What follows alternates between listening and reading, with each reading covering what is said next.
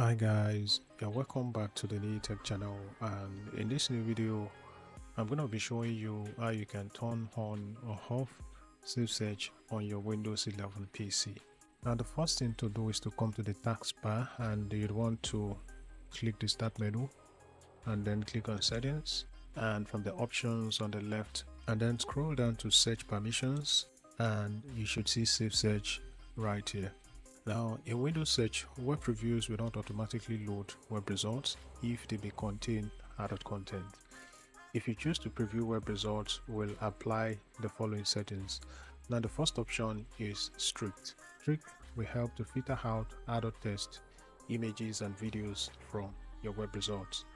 The second option is moderate. With moderate, you get to filter out adult images and videos, but not text from your web results. The last option is off. So if you like to filter explicit content on your Windows 11 PC, you'd want to go with the first option, which is strict. That helps you to filter out adult-based content on your device. So guys, so there you have it. That's how to turn on or turn off SafeSearch on Windows 11. Thank you for watching the video, and I'll see you in the next one.